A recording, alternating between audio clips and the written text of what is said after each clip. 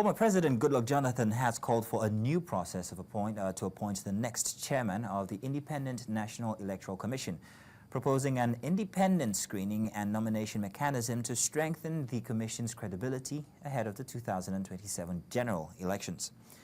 Jonathan, represented by Ms Ann Iyonu, Executive Director of the Goodluck Jonathan Foundation, made the call in Abuja at the public presentation of the National Action Plan for Electoral Reforms, organized by the Abuja School of Science, or rather School of Social and Political Thought. The intervention comes at a sensitive political moment as the tenure of the current INEC chairman, Professor Mahmood Yakubu, is due to expire around October this year. Yakubu, who oversaw the contentious 2019 and 2023 polls, has served 2 terms, and the choice of his successor is already generating quiet speculation.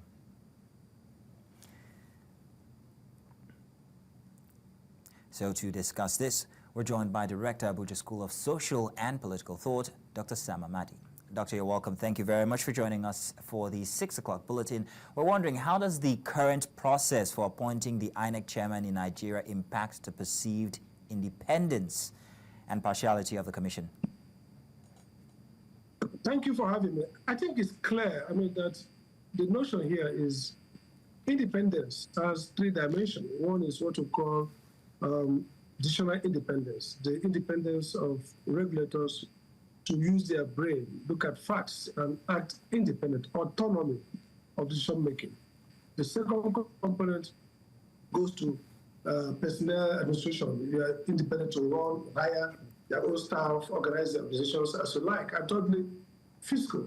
You have the independence to, in terms of money, your budget, and INEC ordinarily has this in a formal sense. But the point is, because of the way INEC officials are appointed by Mr. President, who now seeks Senate confirmation, it creates a sense in which, first, the appointee probably goes to the person who is partisan already, maybe not a top party official, but somebody who is partisan. Or in many cases, seek out through his aides and associates somebody who will be malleable. Now, the argument is that if you appoint like who is recommended through some kind of merit-based competitive recruitment process or through a politically insulated council, whether the NJC or any such council, even the Civil Service Commission, you would have some insulation from the political branch, in that even the person has sympathies for one political view or another, or position or other, they do not have a sense of loyalty and gratitude to anybody. And so there's some, in a formal sense, or a significant sense, some removal from direct influence. So that's the point. And what Abuja School is saying is that, look, the ideal would be to do what the way says, but the political process is more difficult. A president will always maybe feel like you are taking power from him. The president for a second term, perhaps he would not like that. President Jonathan made that point long ago. If he knew when he was in power, he would have followed this route, which is what they have in South Africa and elsewhere. But Abuja School says, if we can't get to that level of removal from the president, we can have another second opportunity to reshape the criteria. So, for example, the current APC chairman is or was at a point NEC Electoral Commissioner or National Commissioner. The former governor of Abia State, who succeeded Orji Okano, became his chief of staff, I think, and was a resident electoral commissioner. And so that revolving chair is dangerous. So we say, first, the constitution should be amended to even allow the president to appoint, but don't appoint any person who in the last 5 years has held political office appointed by the president or a governor of a state in Nigeria, has been a member or a leader of a political party registered. So, and then when you leave this office, 5 years after, you cannot hold political office. You can have administrative office or civil service office for a civil servant. You can't be appointed into political office by any person, and you can't be a leader of a political party for 5 years. Dr. Sam, Sam, like in the past, like you noted, how much influence did the presidency have on the INEC chairman, on the appointment of the INEC chairman? How does this, or how had this affected elections then? For example, the president, whether it's Yaradua, whether it's whether it's Jonathan, whether it's current president, or whether it's the past president, they have always had full influence. Jonathan appointed Jega, who came out to be a good, many will agree, next chairman. But the point is, it was Jega he appointed. And so if Jega didn't have the Jega's personality and the circumstance of that election, maybe the outcome we saw in 2015 would be different. Jonathan appointed by himself. He just sent them.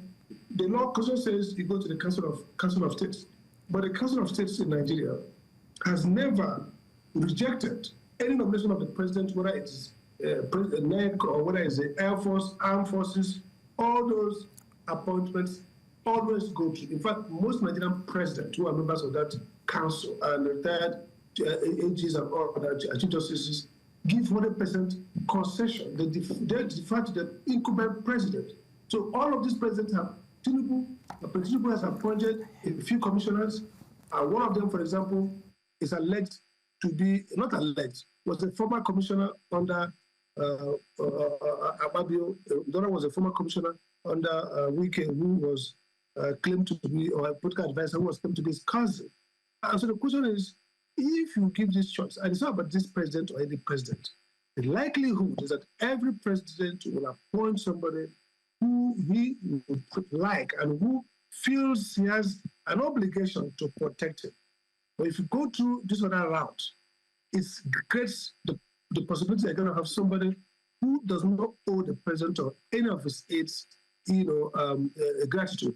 But more important for us is that just like we do with INEC, when I was chairman of Nigeria Regulatory Commission, after my tenure, 2 years after, I was statutorily barred from working in that sector. Why so?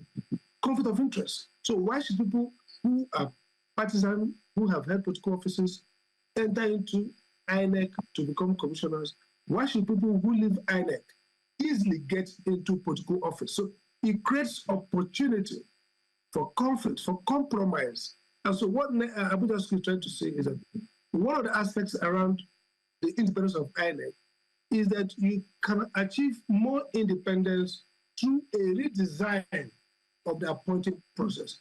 Leave the power to the president, but narrow the field from which the president can appoint a pool of persons who are in no way formally involved in a partisan way, who are not been appointed into political office, not civil service office, political office by a governor or a president for the last 4 years, who has not been part of the party leadership in any form, local government, state or national, in the last 4 or 5 years. If you have that small pool, it gives you a more guarantee of persons who are formalistically, in a formal sense, neutral and independent. And that's the point. So, but beyond that, Abuja has raised several other issues around the use of beavers. In the last election, there was some confusion around whether results are to be transmitted electronically mandatorily.